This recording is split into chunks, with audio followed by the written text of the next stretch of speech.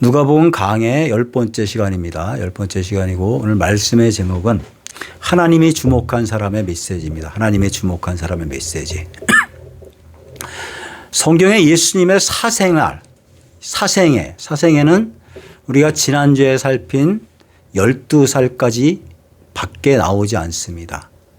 사적인 생활은 12살밖에 안 나오고, 그리고 이 오늘 본문 이 다음 주에 살필 말씀인데 누가복음 3장 23절 말씀에 보면 예수님이 가르치기 시작할 때 30세쯤 되었다라고 기록하고 있습니다.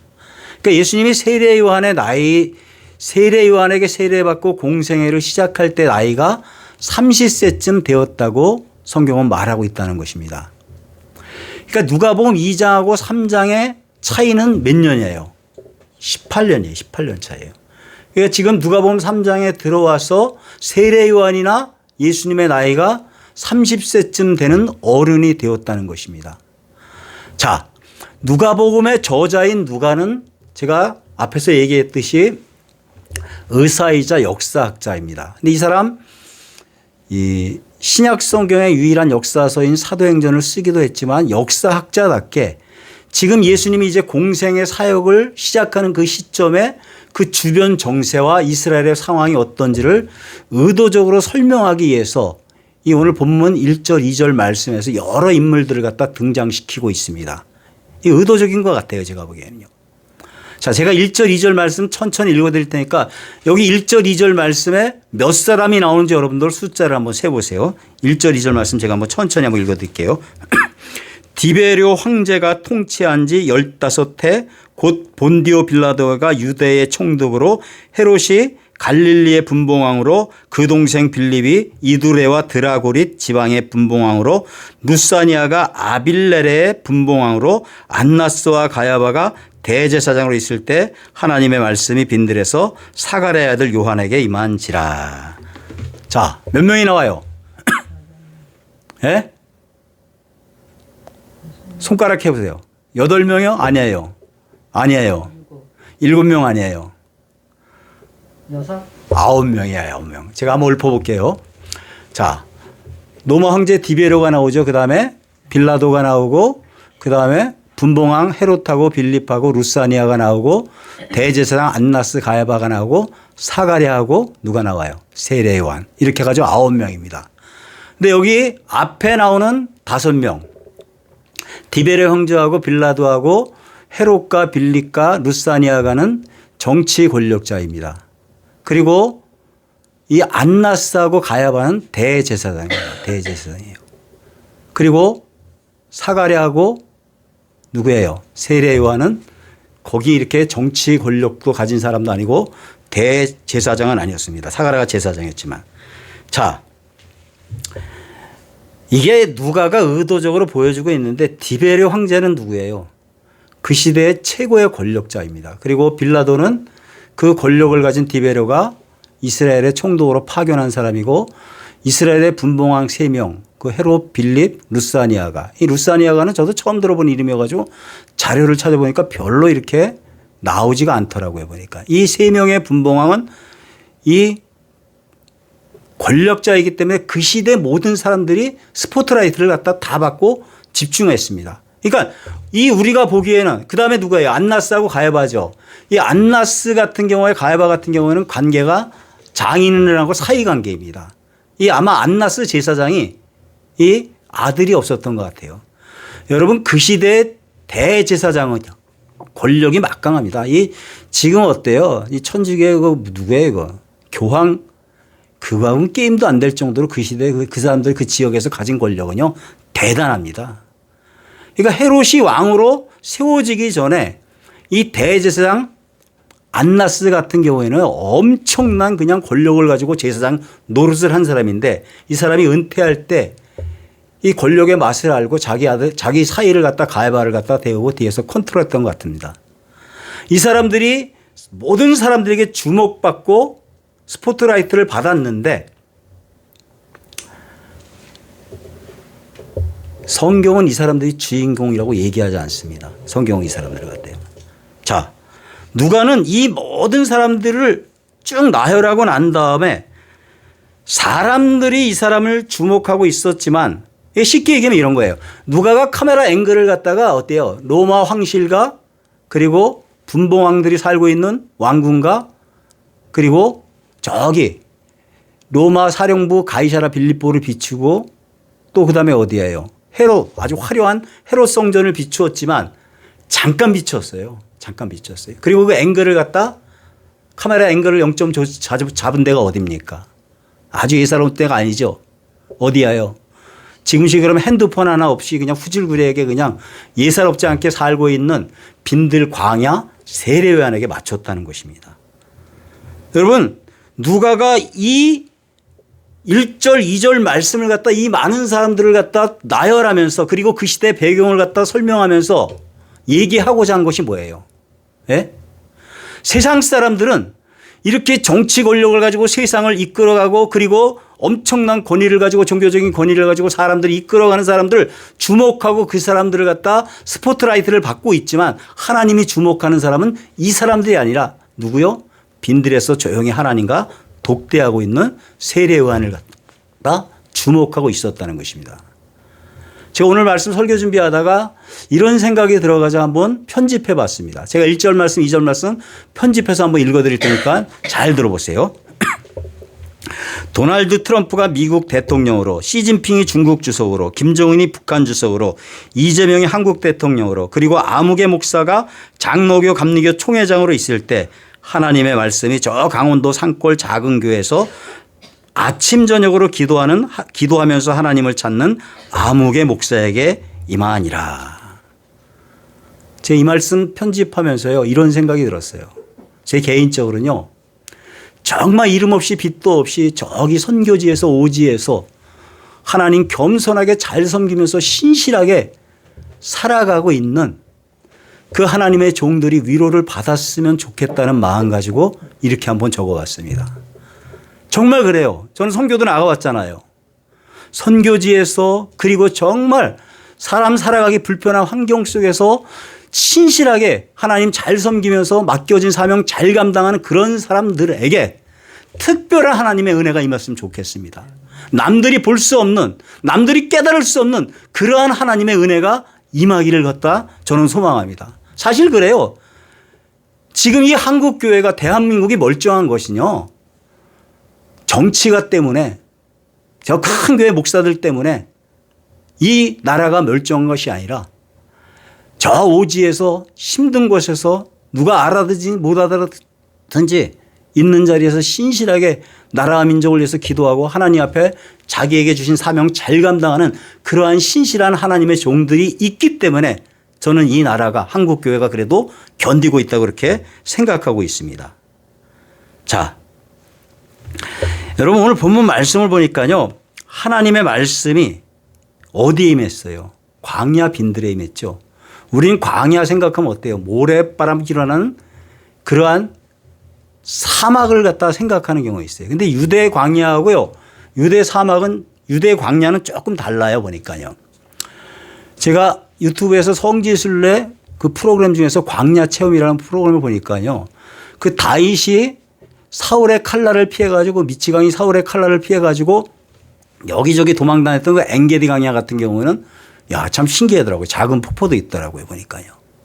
그리고 베들레헴과 그 예루살렘 그 근경에 있는 유대 광야 같은 경우에는요. 이 모래보다 큰 돌과 이 바위와 그리고 이렇게 뭐예요 이거 절벽 같은 것들이 이렇게 많이 이렇게 형성되어 있더라고요. 이렇게. 이 광야는 어때요 이렇게 사람들이 이렇게 살기가 이렇게 불편한 곳이에요. 불편한 곳이에요. 이 광야가 얼마나 불편한지요. 이 광야 체험한 사람들 거기서 얘기하는 거 들어보니까 이해가 되더라고요. 그러니까 이스라엘 백성들이 40년 동안 이렇게 거의 10년에 한 번씩 큰 불평불만을 했는데 4번 정도 크게 불평불만했는데 자기들이 살아보니까 10년이 아니라 매일매일 이렇게 불평할 수밖에 없는 것 같다라더라고요. 그 정도로 사람 살기가 불편하고 힘든 것이에요. 그런데 그곳에 하나님의 말씀이 임했다는 것이에요. 말라기 이후에 400년 동안 하나님의 말씀이 나타나지도 않고 들리지도 않았는데 이 광야에서부터 하나님의 음성이 들리기 시작했다는 것이에요. 그러니까 400년 동안 침묵기였고 암흑을 깬 장소가 어디예요? 이 광야라는 것이에요. 광야라는 것이에요. 광야에 하나님의 음성이 들리고 이 광야에 하나님의 말씀이 임했다는 것이에요. 이게 얼마나 놀라운 일이에요. 400년 동안 하나님의 음성이 들리지 않고 세례요한이 거하고 있는 그곳에 세례요한을 통해서 하나님의 음성이 들린다는 그 소문이 여기저기 퍼지게 되자 사람들이 사람 살기 힘든 그 불편한 광야로 많이 찾아 나갔다는 것이에요. 마가복음 1장 5절을 보니까 온 유대 지방과 예루살렘 사람들이 다 광야로 나갔다고 얘기하고 있어요. 왜? 그토록 그 사람들이 기다리고 있었던 하나님의 음성이 광야로부터 들려왔기 때문에 하나님의 음성 듣기 위해서 그들이 광야로 이렇게 나갔다는 것이에요. 그 시대에요. 하나님 말씀 전하는 사람들이 많이 있었어요. 그 헤롯 성전 같은 경우에 얼마나 화려해요. 아까도 얘기했듯이 안나사 가야바 같은 사람도 있었고 그리고 매일 예배를 집례하고 있었던 사람들인데 이 사람들은요 이미 맛이 가고 권력과 야합해가지고 자기 배를 삼고 자기 기득권을 유지하면서 그냥 어용 제사장들 아주 속된 말로 얘기하면요. 영혼 장사꾼이야. 종교를 빙조한 영혼 장사꾼들인데 그런 곳에 하나님 말씀이 맞겠습니까? 아무리 멋지게 짓고 사람들이 많이 모였다 해도 그곳에 하나님의 말씀이 임한 것이 아니라 빈들에서 하나님과 독대하면서 하나님께 주의 길을 예비하고 있는 그 세례 요한에게 하나님의 음성이 임했다는 것이에요. 그저 습관적으로 예배드리는 곳에 하나님의 음성이 들린 것이 아니라 빈들에서 신실하게 하나님 찾는 세례 요한에게 하나님의 음성이 들렸다는 것이에요. 그 소문을 듣고 많은 사람들이 광야로 몰려들었다는 것이에요. 여러분 오늘날도요 하나님의 말씀이 임하는 곳에는 영적으로 기갈한 영혼들이 많이 찾아옵니다. 그렇게 돼 있어요. 여러분 하나님의 나라가 우리 마음속에 어떻게 임해요? 하나님의 나라가 세상 속에 어떻게 임합니까? 하나님의 나라가 사람들 속에 사람들 마음속에 세상 속에 어떻게 임합니까? 하나님이 천지를 창조하셨듯이 하나님 말씀으로 말씀이 육신이 되어서 이 땅에 오신 그 하나님이 말씀으로 세상 속에 들어가고 사람 속에 들어가고 그리고 그 들어간 말씀 속에 성령께서 기름 부어주시고 성령의 은혜가 작동하게 될 때 어때요? 거기서부터 어때요? 생명의 역사가 나타나게 된다는 것입니다. 거기서부터 하나님의 나라가 임하게 된다는 것이에요. 그래서 저는요 우리 교인들이 제가 아는 사람들이 어디 가서 교회를 선택할 때 물어보면요 뭐 주차장 그렇고 프로그램 좋은 교회 가라 그러지 않고 목사 설교가 들려오는데 가라 합니다. 목사 설교가 들려요.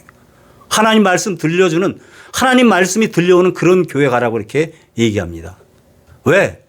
여러분 프로그램이 아무리 좋고요 주차장 작고요 요즘 교회들이 참 이런 식으로 많이 나가요 보면요.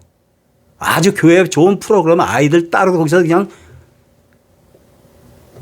근데 사실 정말로 하나님 말씀이 들려오는 것은요 사람들이 몰려가게 되어 있다는 것이에요. 요즘 맛집을 보니까요 참 신기한 것 같아요. 저기 그냥 산골 오지 같은데 이렇게 보면 그 맛집들인데 어떻게 사람들이 가는지 모르겠어요. 저희도 차박 나가면 가끔 가다가요 집사람하고 그 맛집 골라서 찾아가는데 그 외진 골탕구에 그냥 그 조그만 식당에 그냥 사람들이 얼마나 많은지 바글바글 합니다. 바글바글해요. 야, 여기를 어떻게 알고 왔을까? 그러니까 제가 가장 인상적으로 놀란 것은요.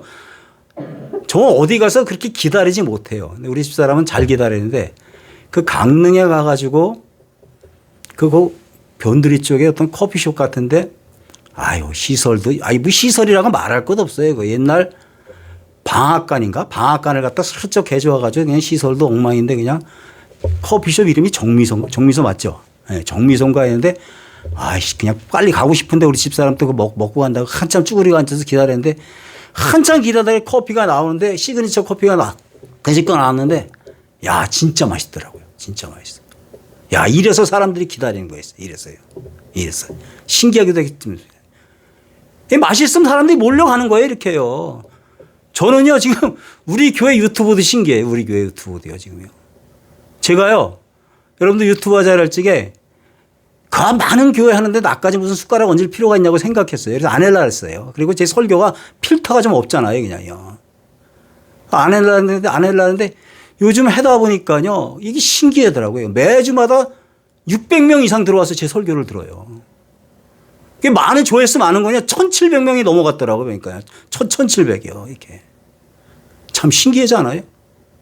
무슨 얘기예요? 맘만 있으면요. 외진 골탕구 시설이 안 좋아도 장소가 멀더라도 그리고 들어와서 건져갈 거 있다면 사람들이 찾아온다는 것이에요.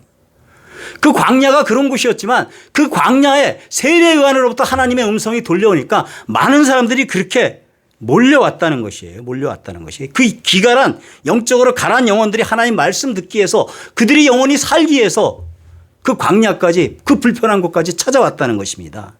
400년 동안 하나님 말씀 듣지 못했는데 광야에서 하나님의 음성이 들리니까 이 하나님의 음성 듣겠다고 여기저기서 많은 사람들이 세례요한에게 몰려왔다는 것입니다. 왔다는 거예요.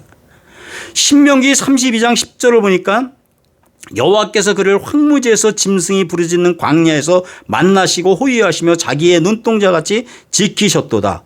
여호와께서 그를 황무지에서 짐승이 부르짖는 광야에서 만나시고 호위하시며 자기의 눈동자같이 지키셨도다. 호세아서도 보니까 하나님이 거친들로 데려가서 광야죠. 거친들로 데려가서 너희를 만나 주시겠다고 말씀하셨습니다. 이 광야가 어때요? 성경을 보면요. 광야는 하나님을 만나는 곳이에요. 모세가 언제 하나님 만났어요? 이집트에서 왕자 노릇할 때 하나님 만난 것이 아니라 살인자가 되어가지고 저 미디안 광야에 가서 양 몇 마리 쫄쫄 틀면서 바닥까지 낮아졌을 때 그 광야에서 하나님을 만나고 그가 리더가 된 것입니다. 다윗이 언제 하나님 만났어요? 여러분 다윗이 시편을 갖다 많이 썼는데 그때 쓴 시편들을 보면요. 그 조울증에 걸려가지고 미치광이 된 그 사울이 다윗을 시기 질투해가지고 죽이려고 했을 때 사울의 칼날을 피해가지고 이 광야 저 광야 들깨처럼 이렇게 도망다니면서 그때 깊이 하나님을 만나고 그때 하나님을 그 광야에서 체험하고 난 다음에 자기가 받은 은혜를 갖다 시편에서 고백했다는 것이에요. 광야에서 하나님을 만났습니다. 사도 바울은 언제 되었습니까? 사도 바울이 다메섹에서 하나님 만나고 난 다음에 바로 예루살렘 가지 않았습니다.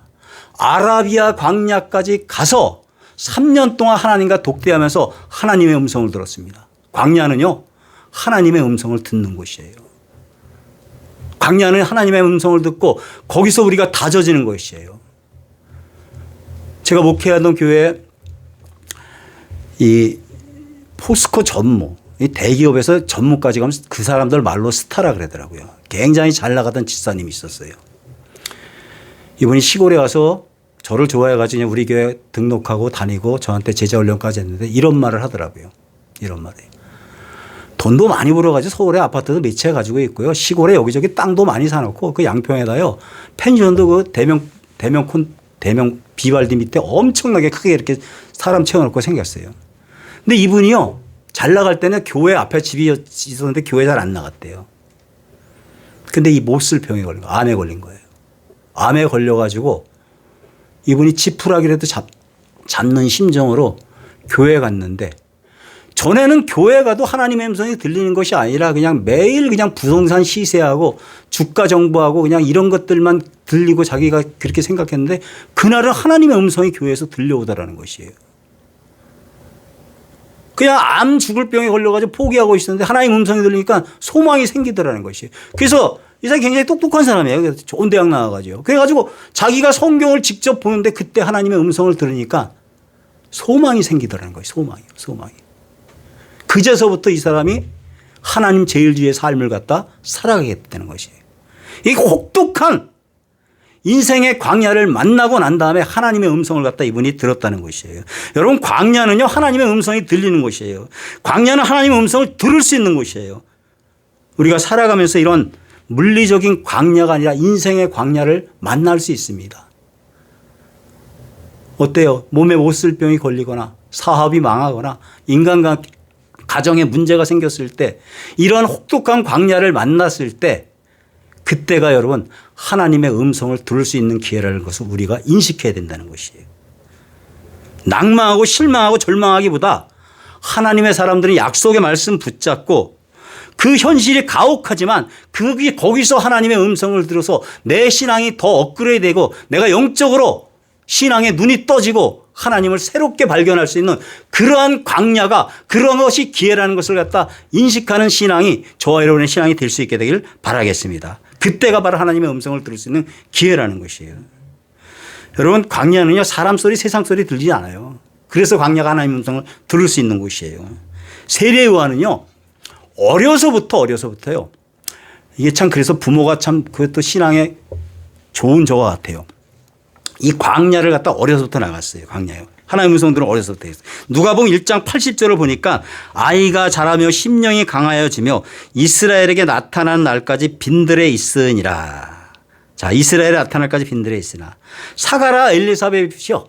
세례 요한이 하나님이 특별히 선택해 가지고 주님의 길을 예비하려는 그러한 사명을 가진 것을 알고 하나님의 음성을 들을 수 있는 거. 뭐 신명기 민수기 호세아를 갖다 너무너무 제사장이니까 잘하니까 거기서부터 하나님 광야에서부터 하나님 음성을 들을 수 있다는 것을 알고 어려서부터 세례 요한을 광야로 데리고 나가서 하나님의 음성을 듣는 법을 갖다 훈련시키니까 세례 요한이 어때요? 심령이 담대해졌다 그랬어요. 심령이요. 하나님 말씀이 내 속에 들어왔는데 이 온 우주보다 더 크신 그 하나님이 내 속에 있는데 뭐가 겁나겠어요. 세례 요한의 메시지 보니까 얼마나 담대해요. 얼마나 담대해요. 어려서 훈련받은 요한이 이렇게 심령이 강한 사람이 되었다는 것이에요. 이렇게 광야에서 훈련받고 단단해진 요한이 이제 여기에 찾아오는 많은 사람들에게 하나님의 음성을 갖다 들려주는데 뭐예요? 회개의 메시지를 갖다 전합니다. 여러분 그리고 우리가요. 세례 요한을 갖다 정의할 때 가장 정확한 정의가 뭡니까? 이거 우리 바로 알아야 돼. 굉장히 중요한 것이에요. 세례 요한의 정의에서 가장 정확한 것은요. 광야에서 외치는 자입니다. 광야에서 외치는 자. 4절 말씀 보니까 선지자 이사야의 책에 쓴 바 광야에서 외치는 자의 소리가 있어. 광야에서 외치는 자의 소리가 있어. 이르되 너희는 주의 길을 준비하라. 그의 오실 길을 곧게 하라. 세례 요한은요. 주의 길을 예비하면서 광야에서 외치는 자의 소리예요. 예수님에 대해서 소리를 내는 스피커라는 것이에요. 진리를 갖다가 나타내는 소리라는 것이에요. 진리를 나는 소리예요. 근데요, 세례 요한이요, 이 어떠한 메시지를 적고 어떠한 소리를 갖다 냈는지를 별로 생각하지 않고요, 세례 요한의 스타일만 생각하면서 전하는 사람이 있다는 것이에요. 이 맥을 못 잡는 사람이에요. 저기 달을 보라고 손가락질을 하는데 달은 보지 않고 손가락질을 보는 사람이 얼마나 많이 있어요. 그냥 세례 요한이 광야에서 옷도 제대로 못 입고 검소하게 생활하면서 메뚜기와 먹종을 먹으면서 생활했다. 예수 믿는 사람이 이렇게 생활해야 된다 그랬는데 이건 어때요? 이건 본질을 못 보는 사람이에요. 본질을요. 여러분 만약에요. 어느 목사가 세례 요한이 그 시대에 어때요? 우리 제사장들 다 세마포 입었잖아요. 성전에서 예배집 내는데요. 세례 요한이 광야에서 그냥 무슨 옷이야? 세례 요한이 갑자기 그냥 가죽옷 같은 거 대충 옷 입고 석전에 입고 이게 설교했다는 거 은혜 받고 난다. 은혜 받은 데서 이 목사가 어떤 목사가 은혜 받아가지고 야 나도 한번 저렇게 설교해봤다.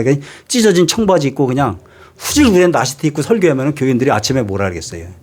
우리 목사님 아침에 무슨 약을 잘못 드셨나 했겠죠. 네? 저도요 캄보디아 가서요 이 전사가 축도를 시켜가지고 갑자기 반바지 입고 축도한 적이 있는데 물론 형식은 어때요? 형식은요. 예? 형식은 중요하죠. 형식은 중요한데 근데 거기에 목숨 걸면 안 된다는 것이에요. 세례 요한이 설교한 그 속의 메시지 본질을 못 보고 말하는 거 이 독사의 자식들 했는데 야 설교는 저렇게 선지 자식으로 선포하는 거야. 그래서 이 목사가 세례 요한의 그 설교를 갖다 듣고 은혜 받아가지고 교인들에게 당신들 그따구로 살면 안 돼요! 하고서는 막 소리 지르면서 설교한다면 어떻게 했어요? 야, 우리 목사가 한 주 동안 너무 심하게 은혜 받았구나, 그냥. 그러지 않겠어요? 그러지 않겠어요? 세례 요한이 한 말보다 그 말 속에 들어있는 메시지가 중요하다는 것이에요. 메시지가요. 여러분, 목사가요. 설교를 갖다 유머 감각이 있어가지고 재미있게 한다, 재미없게 한다. 이거 하나도 안 중요합니다. 요즘 목사들 설교하는 게 원포인트 강의 설교가 굉장히 아주 그냥 설교 잘하는 사람들한테 집중적으로 하더라고요. 원포인트 강의 설교라든지 두대지 설교, 세대지 설교라든지 기납적으로 설교라든지 연역적으로 설교라든지 설교를 25분 하든지 35분 하든지 이거 하나도 중요하지 않습니다. 중요한 게 뭐예요? 목사가 진리를 정하느냐? 하나님 말씀을 갖다 선포하느냐?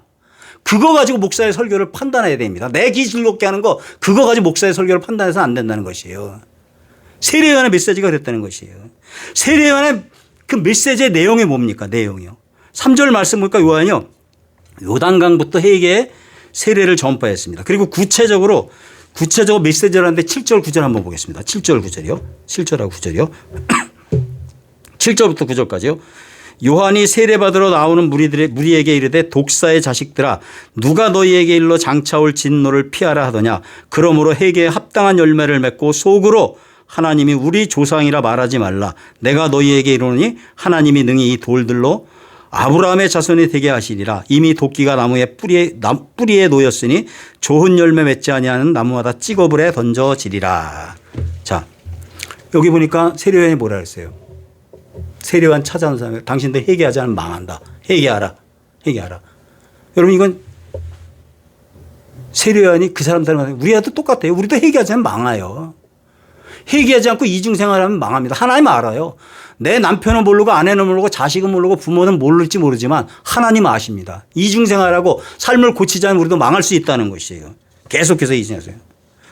우리가요 하나님 앞에 나와서 예배 드리는 것 중요하지만 그것보다 더 중요한 게 뭐예요? 회개하는 것이에요. 여러분 회개 기도하고요. 회개는 달라요.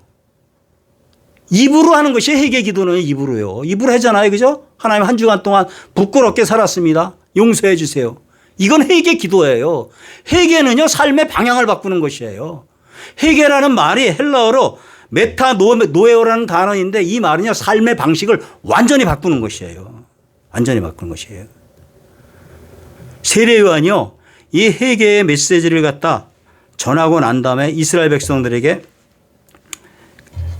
그들이 가지고 있는 잘못된 의식을 비판해요. 8절 한번 다시 보세요.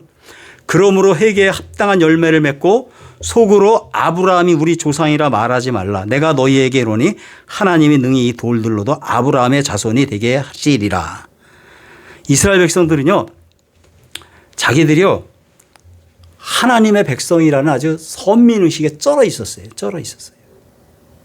아주 지금식 이게 뭐예요? 나는 모태 신앙이다. 나는 3대째 신앙이다. 우리 아버지가 장로다. 우리 아버지가 목사다. 내가 교회 장로다.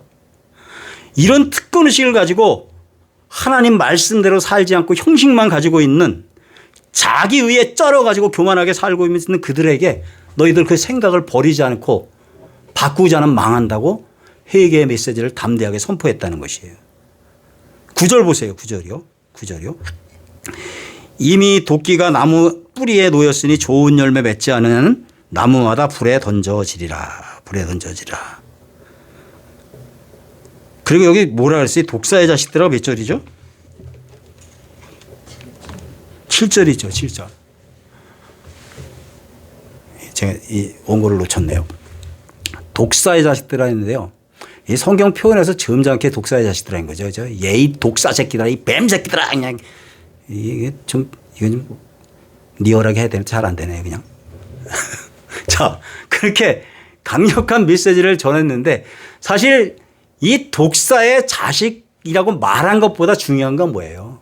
그 속에 있는 의미예요. 너희들이 특별히 특한 선민의식에 젖어가지고 아브라함의 후손이라 그래가지고 그 선민의식까지 우월감에 젖어가지고 목이 고만해졌는데 그 목을 갖다 고든 목을 갖다 평탄하게 해고 그럴 때 주의 길을 예비할 때 하나님이 우리 마음속에 온다고 그 회개의 메시지를 갖다 선포했다는 것이에요. 그러면서 이미 도끼가 나무 뿌리에 놓였으니 좋은 열매 맺지 아니한 나무마다 불에 던져지리라. 이 말은 열매 맺어야 된다는 거예요. 열매 맺어야 된다는 거예요. 나는 아브라함의 후손으로 택함 받았으니 구원받았으니 아무렇게나 살아서는 안 된다는 것이에요. 구원받은 사람이면 구원받은 사람답게 합당한 열매를 맺으면서 살아야 된다는 것이에요. 여러분 그 누가복음 몇 장이죠? 13장에 나오나? 그 포도원 지기가 아무 데나 막 심어도 되는 그 무화과 나무를 갖다가 특별 대우해 가지고 포도원에 심고 정성껏 대우해 줬는데 포도원 주인지기가 와서 보니까 열매가 없어요. 1년이 지났는데도 열매가 없고 2년이 지났는데도 열매가 없으니까 화딱머리가 하니까 뭐라 했어요. 야, 저 자리만 차지하고 있는 저 무화과 나가면 폐업하죠. 그냥 내버리라고 이렇게 얘기하죠. 아주 무서운 말씀입니다. 이거예요. 세례요한이 회개의 메시지를 전하면서 자기에게 온 사람들에게 너희들 삶의 태도를 바꾸라는 것이에요. 바꾸라고 얘기한 것이. 세리들에게는 세금 착취하지 말라고 했습니다. 부가 된 것 외에 더 거두지 말라 그랬어요. 그리고 군인들에게 강탈하지 말고 거짓 고발하지 말고 받은 월급이 족한 줄 알고 살라는 것이에요. 이 말은 어때요? 삶의 태도를 바꾸는 거예요. 당신들 살던 삶은 그대로 사는데 그 하던 일을 갖다가 하나님의 자녀답게 깨끗하게 정직하게 하나님이 기뻐하시는 삶을 살라라는 거예요. 삶의 거예요. 여러분 성경을 가만히 보면요. 하나님이 예배 잘못 드렸다고요? 예배 안 드렸다고요? 기도 안 한다고 책망하는 적 없어요. 하나님의 책망은요. 하나님의 자녀답게 살지 않고 가증하게 사니까 삶을 고치지 않고 와서 형식적으로 예배드리고 헌금 바치니까 이사야서 1장 보면 뭐래요. 야 역겹다. 너희들이 가져오는 그 재물들 지겹다. 부담된다. 가져오지 말라래요. 삶을 바꾸지 않으면 망할 수 있다는 것이에요. 우리도 결국요. 세례요한의 메시지가 그거라는 것이에요. 세례요한이요. 바라기는 저와 여러분들이 정말 예수를 입으로만 믿는 것이 아니라 삶으로 믿는 그러한 신앙이 될 수 있게 되기를 주님의 이름으로 축원합니다. 이제 말씀 마무리합니다. 자, 오늘 본문 보니까 세례요한이 광야에서 빈들에서 그 회개의 메시지를 선포할 때 많은 사람들이 찔림을 받았어요. 뭐 여전히 목이 뻣뻣해가지고 교만한 사람들은 갔겠죠. 그죠? 갔겠죠. 에이 듣기 싫다 이러면서 자기 자아도 모르고요. 이렇게. 10절 말씀 보세요. 10절 말씀이요. 찔림받은 사람들이 뭐라 그러나. 자 10절에 보니까 무리가 물어 이르되 그러면 무엇을 하리이까 그랬고 12절도 세리들도 선생이여 우리는 무엇을 하리이까 14절에서 군인들도 이제 우리는 무엇을 하리이까 했어요. 이 사람들은 세례요한의 메시지를 듣고 마음에 찔림 받아가지고 탄식 받아가지고 삶의 방향을 바꾸겠다고 우리가 어떻게 살아야 됩니까 하고 그렇게 얘기했을 때 세리에게는 어때요? 정당하게 세금 착취하지 말라고 얘기했고 군인들에게 어때요? 쟁탈하지 말고 고소하지 말고 받은 월급 족한 줄 알고 살라면서 그렇게 얘기했습니다. 이렇게 했어요. 그들이 삶의 변화를 갖다 이제 추구하는 삶을 살겠다고 결단했다는 것이에요. 근데 변화되지 않은 사람이 있어요. 오늘 본문에 한 사람이요. 누구예요? 헤롯이죠. 18절부터 20절까지 한번 제가 읽어드릴게요. 18절부터 20절까지요.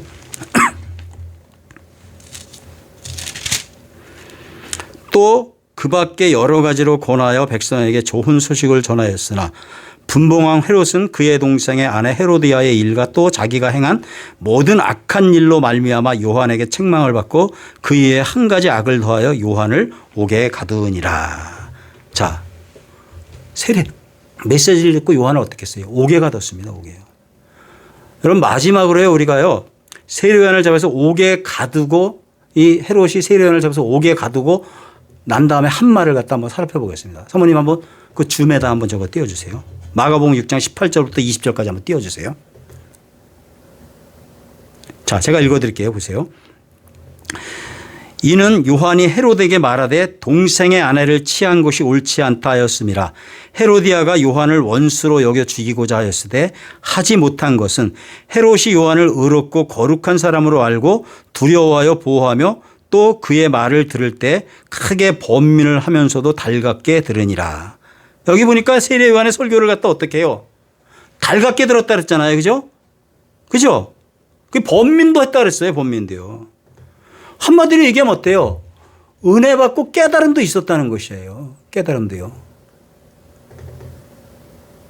은혜 받고 깨달음도 있어가지고 그랬잖아요. 아, 목사님 오늘 설교 은혜 많이 받았습니다. 참 목사님 말씀 듣고 보니까 고민되는 게 너무 많네요.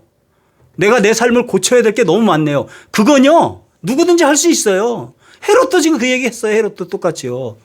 근데 뭐 어때요? 삶을 고치지 않고 바꾸지 않은 거 소용없어요. 목사의 설교 속에서는 세 가지가 꼭 있어야 된다 그러잖아요. 그죠? 감동이 있어야 된다. 이제 그 감동.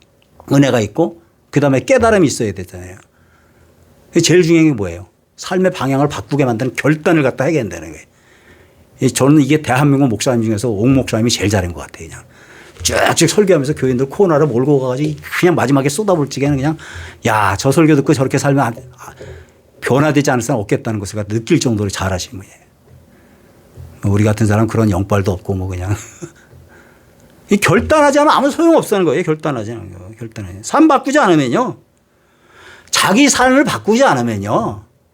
목회든 목사 힘들게 만들고요. 자기 삶을 바꾸지 않으면요. 자기에게 좋은 메시지 전해가지고 은혜 받았다는 그 세례한 옥에 가두고 목을 갖다 쳐 죽입니다. 이렇게요. 헤롯이 그 일했어요. 헤롯이요. 저와 여러분들이요. 정말 이렇게 말씀 듣다가 성경 보다가 성령의 조명함이 있어서 깨달음이 있고 감동이 있다면요. 바꿔야 됩니다. 바꿔야 돼요. 바꿔야 돼요. 우리의 빗나갔던 삶을 하나님 말씀을 통해서 날마다 바꾸고 변화되어서 하나님이 기뻐하시고 하나님이 원하는 삶을 살아갈 수 있는 신앙이 저와 여러분의 신앙이 될 수 있게 되기를 주님의 이름으로 축원합니다.